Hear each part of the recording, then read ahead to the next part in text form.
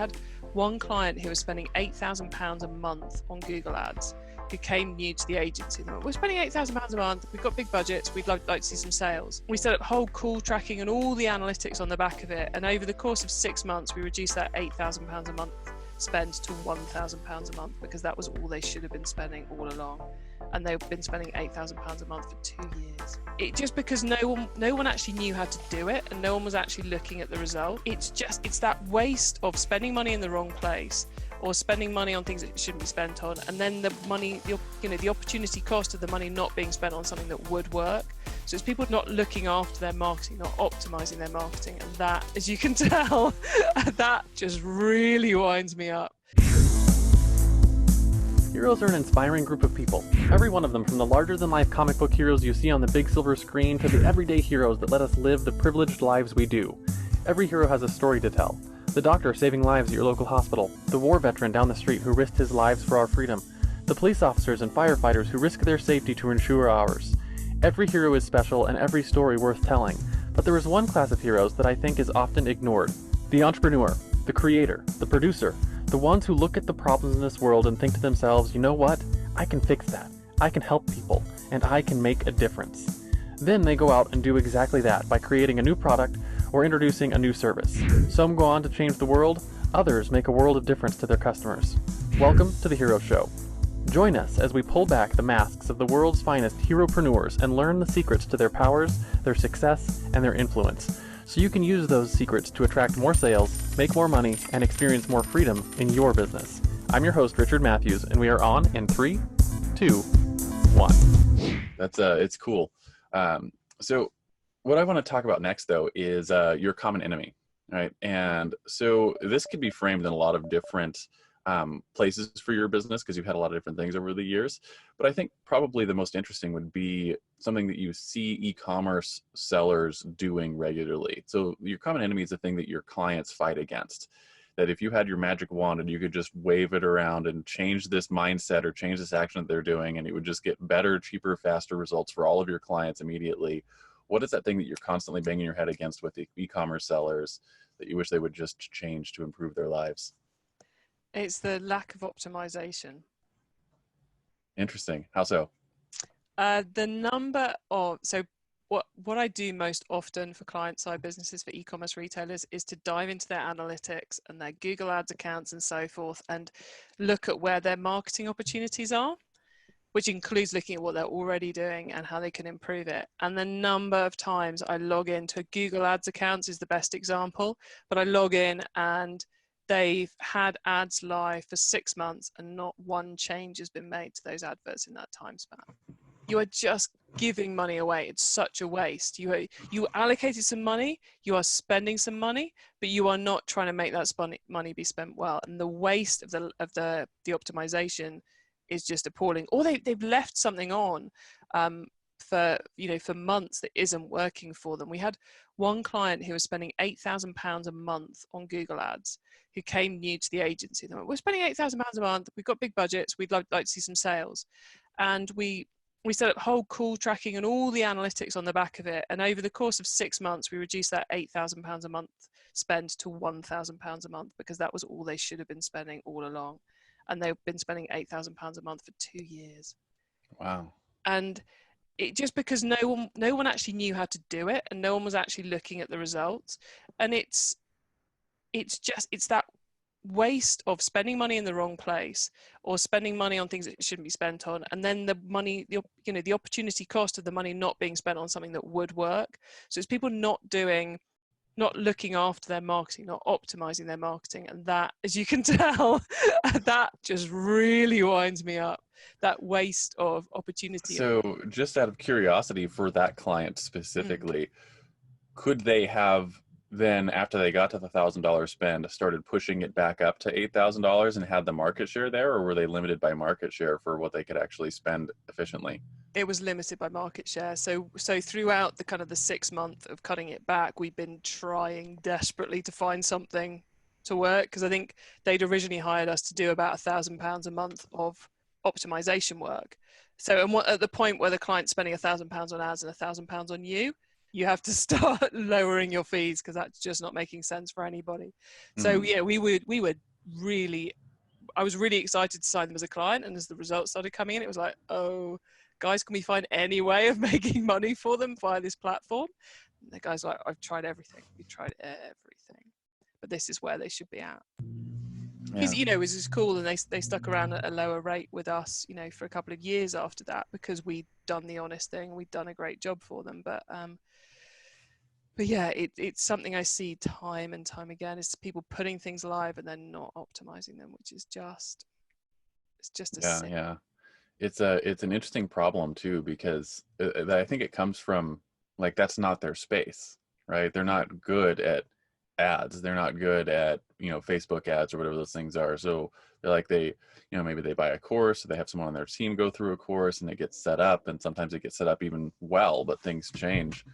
And one of the things I've been curious about, and I'm curious how you handle this, is we've been talking in our business about where we fit in other, because we're a B2B business, and with B2B businesses offering services, those services can generally either be something that you hire an expert for, or you bring in-house and build expertise for yourself. And depending on your business, sometimes it makes a lot of sense to bring someone in-house and hire and train and do the HR and do all the stuff that goes along with that, because of either the savings or the nimble, what do you call that? The ability to be nimble in the market space. Yep. And sometimes it makes more sense to just bring in a firm who's already done all of that work. And I'm just curious, what are your thoughts on that for e-commerce businesses, or for businesses in general? When does it make sense to bring in and hire an expert internally to, say, work on your Google ads?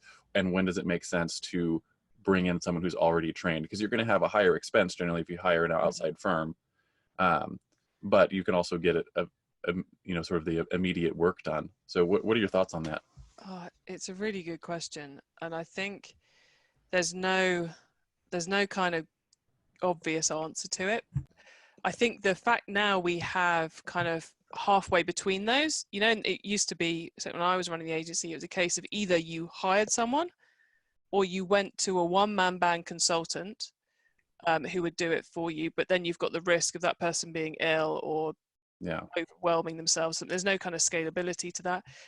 Or you go to and often they be the similar cost to the agency anyway, or you go to a big old agency to do it. But now you've kind of got the freelancer world, the world of Upwork, the world of, many different freelancing platforms, where you can get someone who's a specialist in just that area who will look after it for you.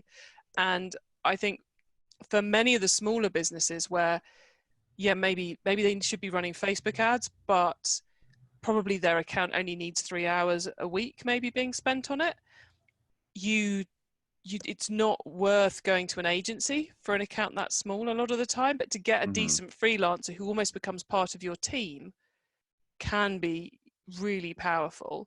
And the thing with things like Facebook ads and Google ads is they are complex machines. You have to know if you want to make the absolute most out of it, you have to be in there every day learning about what's new, what's happening, testing things, and getting used to it. And if you're going out to an agency, you're getting the economies of scale of their learning, because they're in it all day, so they know an awful lot more than you're going to. They're investing in the training because they care about their clients and their clients' performance. And if they're not, then run a mile.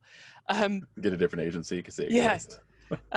And they're also learning about what's happening on other people's accounts. They're not going to turn around to you and go, oh, on Richard's account, this just happened, so we're going to do it on yours. But they will probably go, we've seen something very interesting on another account that we think we should try on yours. So you're getting all that extra stuff, which is kind of what you're paying the money for. So I think if you don't need someone full time, then it can be a hugely powerful way of doing it, to go out to get an agency, to get a freelancer. I think another thing to bear in mind is it something that's core to your business? So if Facebook ads is 80% of your sales, then arguably you should have that in-house, because that's really important to your business. But if Facebook ads is 5% of your sales, then outsourcing that so you're getting the best possible return from that 5% investment that you can, is the best thing to do. And it may be they then prove that actually it should be 50% of your sales, in which case bring it back in. But I think there's a level of what should be core and what shouldn't be core, which then leads into what sort of things one person can do, because it's rare in a business that you've got enough going through that one person can spend their entire week working on it. Mm-hmm. And often you find that you end up with one person having to do multiple things which don't necessarily speak to the same skill set. So Google Ads is a ones and zeros game. Facebook ads is ones and zeros plus copy and imagery, which is quite an impressive mix to get someone who's amazing at all three. And then email marketing is about copy and imagery with a bit of data crunching as well. So normally you'd be looking at three different personality types to be able to manage those, or potentially two people who work together on the Facebook ads.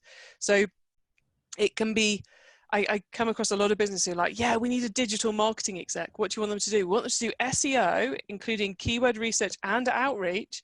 And we want them to do Facebook ads, and we want them to do Google ads. We want them to do our emails, and we really like them to write our content too. And you're like, in one human being? So many different skill sets there.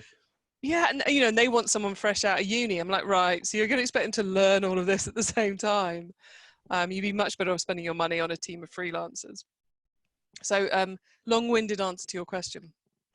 No, I think it's probably one of the more important questions, especially as businesses grow, is learning where you need to bring people in and where you need to bring people, bring teams in that are going to help you with those things. And it's like, I've just been thinking through that with our business and realizing, like, when we're putting our customer avatar together for Push Button Podcasts, for instance, we're generally looking at podcasts who are doing business development, right? Mm-hmm. So like your podcast exists to be a revenue stream on its own.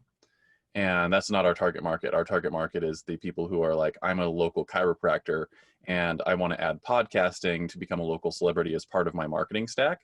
Yeah. Right? But they don't want to be a podcaster, right? It's not ever going to be core to their business, right? So they're not going to want to learn to master all of the editing and the transcribing and where they need to put it all and all the things they need to do with it, because it's not their business. Their business is, I'm a chiropractor, or their business is, I'm whatever it is. We got a whole bunch of markets that those type of podcasts fit into, and those people are our business. For that specific question of, we can offer the type of thing that they're never going to want to bring in-house, right? Because it's not going to be core to their business.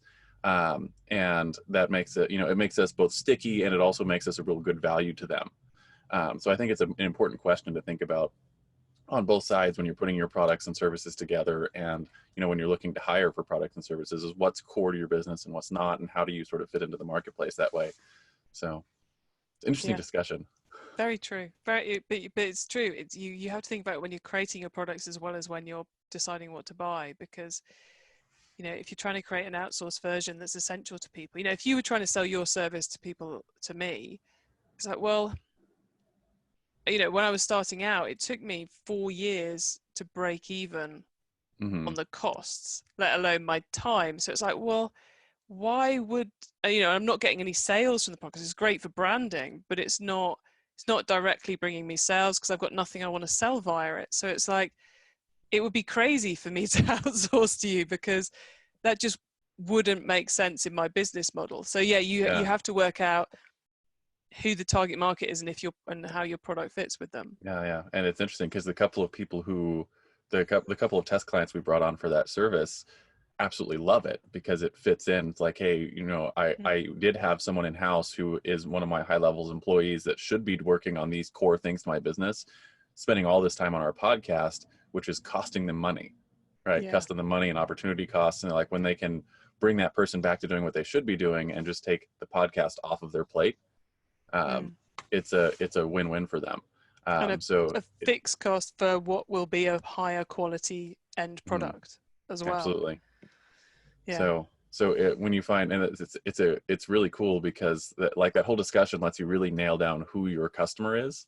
When you're looking at it from the creating a service side, and it's just interesting how you have to have the same discussion when you're looking to buy, right? Do I bring this in house? Is it core to my business? Is it worth bringing in house?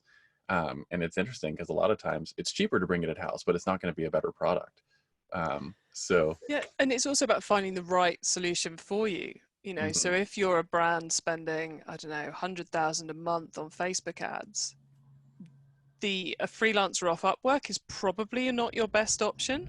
mhm, But you may have gone past the point where you want it in-house, where you want it with an agency who've got a better ear with Facebook than you've got, for mhm. example. Whereas if you're doing if you're doing occasional product launches via Facebook ads, so I use Facebook ads probably 6 times a year for 2 to 5 days at a time. For me, a freelancer would be perfect, but an agency wouldn't, because they want that monthly They want the ongoing consistency. billing. So Yeah. it's But the if right. you're spending 100 grand a month, you want someone who knows what they're doing and And is, got all the latest stuff going on. yeah, exactly. You want someone who's on the whatever the beta programs are and got access to all of that, and who has a direct line to Facebook when something goes wrong, Yeah. which you have to be spending that kind of money to get it. The rest of us can only dream. Us plebeians. No, I was actually Yeah. really excited. One of my, because I work with a couple of clients in the e-commerce space, which is not my main business. It's just something, long-term client. We Mm. worked there. Um, we were doing enough business with Google that Google called us up and we're like, hey, we've qualified you for a bunch of these beta programs because we want someone like your account to test them out. I was like, hey, that's cool. So it's always It nice is when you hit very the cool when level that that you get to happens. get access to the beta stuff that no one else can use, because there's generally opportunity for a little while before it starts hitting the Mm. open market. Yeah, and huge opportunity sometimes, Yeah, if you're able to capitalize on it. Yeah. yeah, absolutely. So I want to move the interview forward a little bit Mhm. and flip that over, right? So just like the if your common enemy is something that you fight against, and you're talking about optimization, your driving force is something that you fight for, right? So just like Spider-Man fights to save New York, or Batman fights to save Gotham, or Google fights to index and categorize all the world's information, what is it that you guys fight for with the e-commerce master plan? It's about helping people to solve their own marketing problems, really. It's about giving them the tool set so they're able to make the right decision on the agency, or the right decision about what marketing they're doing, and to be able to do that testing and optimizing themselves, is really what I'm here to try and do. So just in that Hmm. vein, do you find that the people who want to sort of have that kind of control tend to be smaller businesses, or does it go all the way up into the large scale retailers that are really interested in learning how to bring some of that stuff in house? It's really interesting. I write everything and I create everything with the aim of putting it in front of businesses who are doing, I don't know, 50,000 to 500,000 a year. So the smaller guys, where Hmm. the owner is still very involved in everything that's going on. And I know a lot of those people listen to the podcast, and they tend to be the ones who get in contact with the really lovely messages. But I also know that it's listened to by some of the largest retailers in the world. So, and I know, the books get read by people who are working for, top 100 retailers in the UK and the US, and they find them invaluable. And I think that's partly down to, I suppose, ego is probably the best way to say it, because often the biggest companies are still making the same mistakes as the smaller guys. It's just in a different way they're making they're struggling with the same problems. So I find it gets well received by everybody, but I create it with the 50 to 500k person in mind. What's funny about that is I have the same sort of thing going on. I do some teaching on how to build business systems, Hmm. and doing some research and talking to clients all across the spectrum, from small people who are like their one-man shops to bigger teams that are doing multiple millions a year in revenue. You realize that from a system and process standpoint, even the big guys have the same problems as everyone else do. Not a lot of people really understand how you build a system, or even how you speak about a system well. And it's like we tend to think that, like, in that sphere, that if you've hit a certain level of employees, you're like on McDonald's level, right? Everyone Hmm. understands systems as well as that. But the reality is most businesses, they run on poorly managed chaos. and and so it's not even that that's a bad thing, because a lot of like most business that's done today is a bit chaotic, right? And they don't have perfect great systems in place. It's just so you can succeed without it. But it's amazing how much more efficient a lot of businesses would be if they really learned how to streamline their systems and processes all the way through. And I assume you have similar kind of things you see in e-commerce that, it doesn't matter if you're big or small, you run into the same problems. And because it's not their area. I'm going to move on and talk a little about your heroes tool belt. This is our practical section of the show, right? Okay.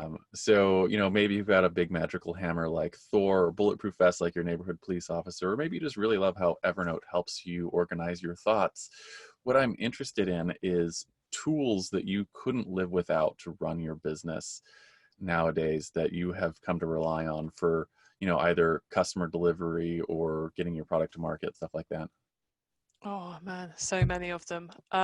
Okay. So Streak for Gmail. That And what is does that do? I've never heard of that. it's the best kind of so on Gmail you can do templated emails. Mm-hmm. So it's really easy to send the same email to a whole load of people, but one-on-one. Streak has a much better system for doing that, and it has a lot of kind of delay send pieces to it and pause this, and so it just makes email inbox management a lot better. And when I'm doing kind of big projects that involve a lot of outreach, one-on-one, this is happening, can you promote it? This is happening, can you promote it? It saves me a huge amount of time. So Streak for Gmail is definitely one. I'm writing that one down because I feel like I need that. Yeah, it's good. It's good. The one problem is I can't get the templates to work. They call them snippets, but I can't get the snippets to work on mobile or tablet, which is driving me insane. So I may be finding an alternative one day soon. Book Like a Boss, I couldn't live without. That's my scheduling tool for, Click, and it's a Calendly type of thing, but it's a different one. It's got, takes payments as well as doing free bookings. I have so many booking links. It's crazy just trying to manage the diary. Social B we use for scheduling our social media. That's really cool. And Relay That is my favorite graphics tool at the moment. Which and what do they do? So it's basically a whole load of templates that you can tweak to match your brand colors and your brand fonts, and you can put your images in, and it enables all the social media graphics we create and other graphics we create to look like we've got really amazing brand guidelines that we're sticking to, and make it all look really spot on, whilst basically a child could do it. It's amazing. Amazing. That's wonderful. Yeah, we'll have to check that out too. But it's interesting to me that you mentioned the Book Like a Boss. And the only reason I bring that up is because we ask this question on every show, and we're like 90 episodes in now. And probably 90% of our guests mention some form of calendar. Yeah. Whether it's appointment setting or just their calendar for their to-dos and stuff like that. For running a business, that we sort of live and die by our calendars. And anything that helps us manage our calendars more is a huge win. Yeah, I still find it amazing that because I exist in what I would say is our world, Richard, the world of the entrepreneur, the info marketer, the podcaster, and so I'm very used to calendar booking links and all this kind of stuff. But I spend a lot of, like, the other half of my world is talking to retailers, and even the supplier side, the big SaaS companies that work with retailers. And the number of them who even now send me an email after I send them a booking link going, "Oh my God, that was so easy. That's amazing. How do you, oh, wow." And they just think this stuff is, I was talking to someone yesterday about the graphic, the graphic elements we use through Relay That. And they were like, "Yeah, I just wish my graphics could look as consistent and as good as yours, but we just don't have the money to spend on a graphic designer." I'm like, ha ha ha, if only you knew. We don't You either. know how easy it was, right? Yeah. But it's the same thing with the calendar links. It's it's just so easy to manage things if people have got that link. It's a no-brainer for me, and I absolutely love them. And Book Like a Boss is my current favorite. Yeah. We've I've used a bunch of them. You can Book Me and Calendly and what's the big one, Schedule Once. Yeah, use that. And Yeah. we're currently using one that's built on our WordPress backend called Simply Schedule Mm. Appointments, because it has some really cool API stuff we can do with it, that lets us, when someone books for our podcasters specifically, when someone books our show, it actually creates it creates all the resources we need. Like it creates our folder in Google Drive for their episodes. It creates the Trello cards on our project management system, and sets up all the notification stuff, all sort of from one booking request. Which, I mean, it didn't change a lot from like what actually gets done. It just made it so that like I don't have a person who's doing it anymore, so it happens consistently, and it saves 20 minutes a booking from my staff, which adds up to a lot over time. So You've just given me something to waste tomorrow. That's going to be my big distraction for tomorrow. yeah. Well, Do if you want an exploration of what we're doing, I can show you later after we hop off the interview. Oh, very cool. I will almost certainly take you up on that. Absolutely. So only a couple more questions here. Next one is your own personal heroes. Just like Frodo had Gandalf, Luke had Obi-Wan, Robert Kiyosaki had his Rich Dad. Who are some of your heroes in building your business? Were they real-life mentors, speakers or authors, peers who were just a couple of years ahead of you? And how important were they to what you've accomplished so far with your brand? Heroes is such a tricky one, because I would say I never have heroes, but there have been people who've been very influential in my career. So people who have been my boss most of the time, actually, to be honest. Yeah. But I had no a boss names who was a hero that, of mine. yeah, it's like no names that anyone would recognize. So just having every time, it's kind of been someone who changed my worldview a little bit and showed me that things weren't necessarily as I'd always assumed they were. So the first would be the couple of people who were my boss when I first I started my career working for Barclays Bank in their marketing department, which was hideous. And then, then I went to work for a retailer, and the couple of people who were my boss there just opened up the world of stats and marketing data to me. And that whole, wow, I'm actually allowed to know how things perform, and I'm actually allowed to have an impact on things. Whereas at Barclays, we were box ticking. Our entire job was basically just box ticking and existing. Mm-hmm. And then the next role after that, the guy I worked for who suggested setting up the marketing agency, that was kind of like he was just such a hands-off boss and had such a cool way of looking at things. That really, really helped me too. So it's kind of been that. And yeah, I don't have any names I can share, I'm afraid. That's all right. Actually, I'm not particularly interested in the names as much as I am in the reason I asked the question is something that I've noticed consistently with our guests, and I think is important for our listeners to understand, is that everyone always has a hero in their life that helped change them or impact them in some way. And the realization that a lot of those are just normal everyday people who are interacting, right? And you don't realize that you're in that position all the time. You don't know who those people are in your life, that 20 years from now, they're going to look back and be like, you know what? I'm so glad that Chloë Thomas, when she was my boss, talked to me about this, because it changed my trajectory of my life. Right. And you may never know that. And it's interesting to me that, like, I've got a number of people in my life that probably have no idea how big their impact was. Yeah. But they were willing to invest in me, or to help me in some way. And, really either course correct me or just change who I ultimately became. And they'll never know. And I like people to have that in mind when they're living their life, that you don't know who those people are for you. And there are some people who will have had like maybe a conversation with me that shifted my worldview, that directly led to where I am now, who I can't even remember where, when, or who they were, Mm-hmm. but they still had that huge impact on people. And I think it's kind of a wonderful thing.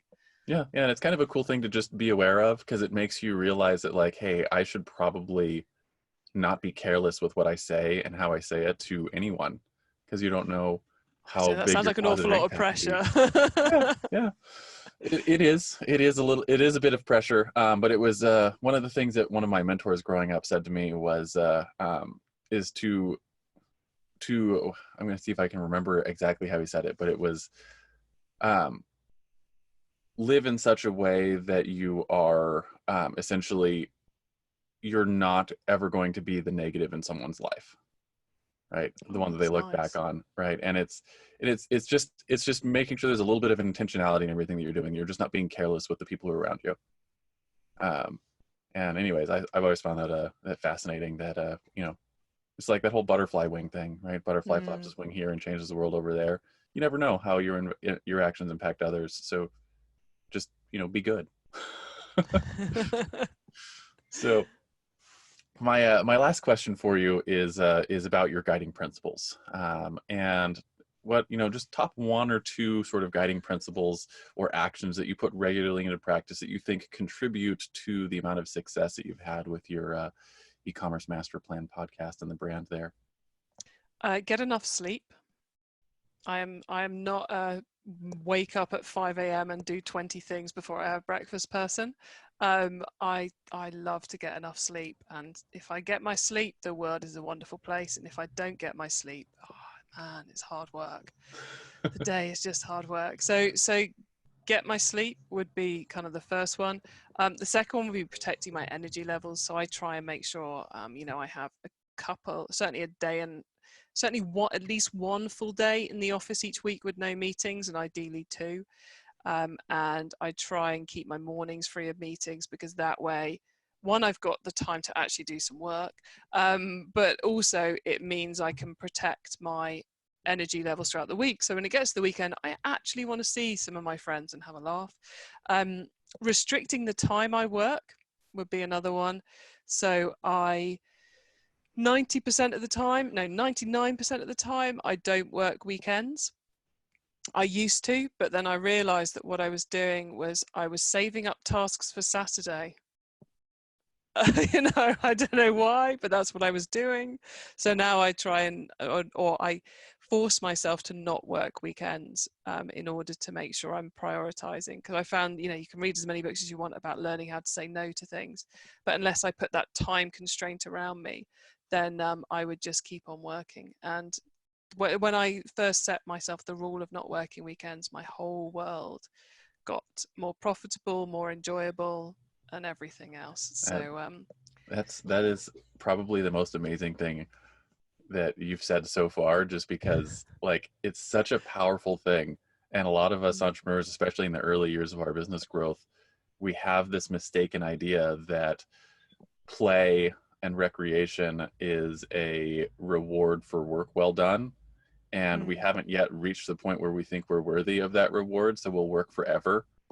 Right. And you've probably been there, work 60, 70, 80 hours a week and work every day of the week.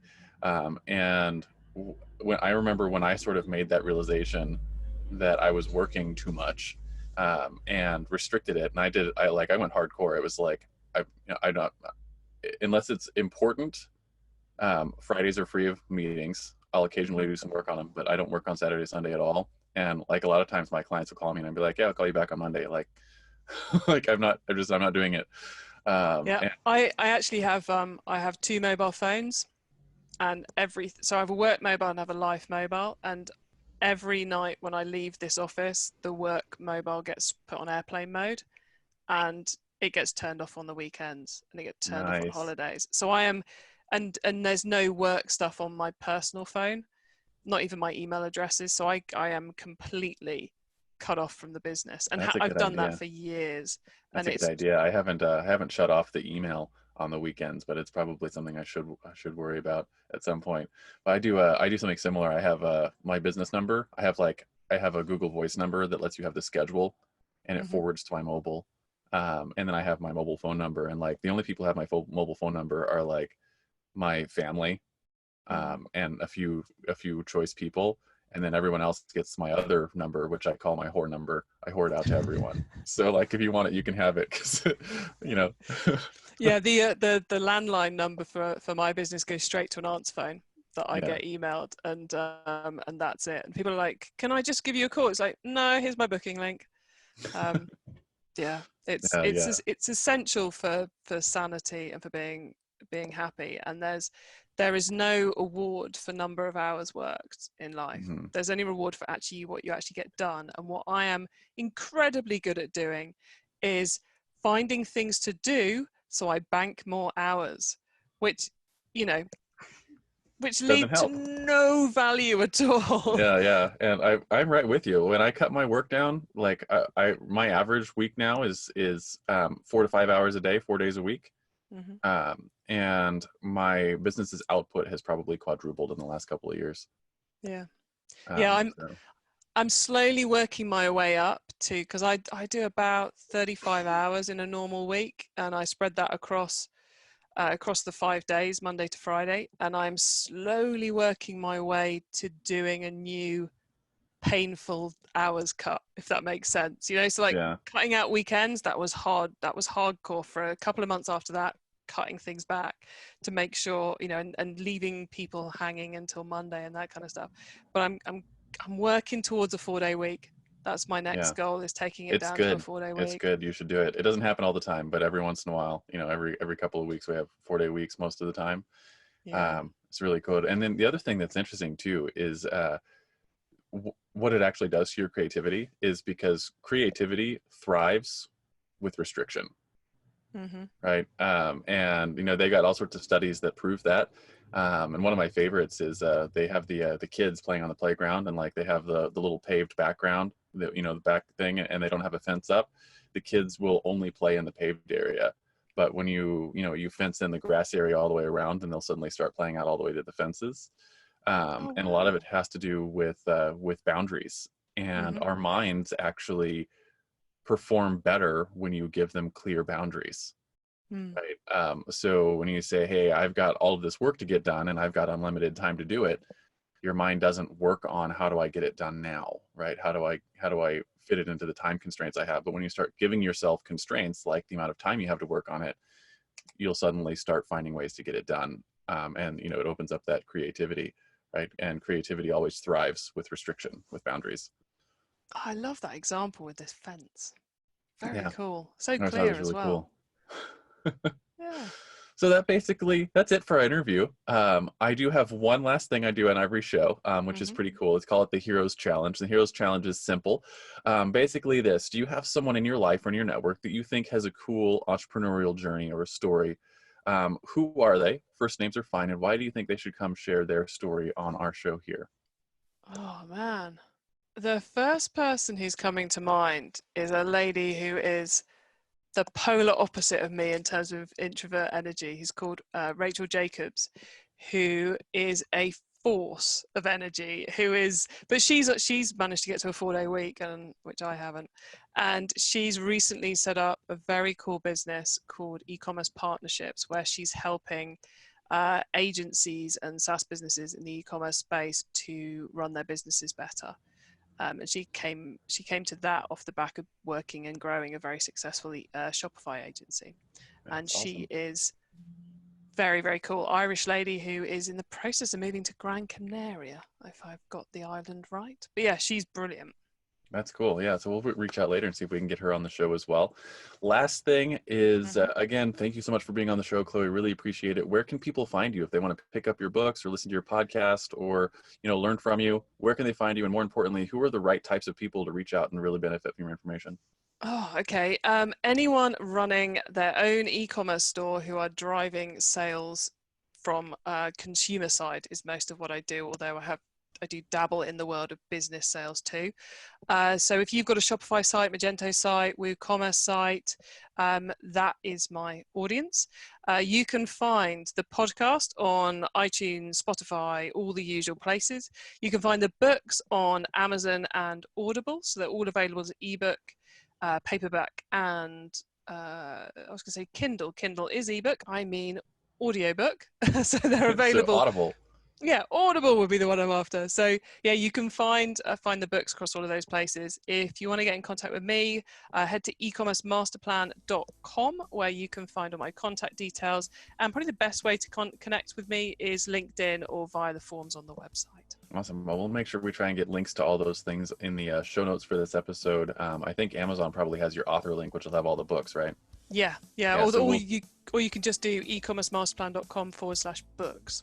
Okay, same thing. So we'll make sure we get those links in the show notes. So if you're listening and you want to check out some of her books, we'll make sure they're in the show notes for this episode.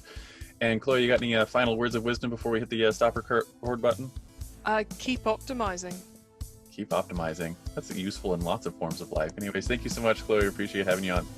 Thank you. It's been a pleasure.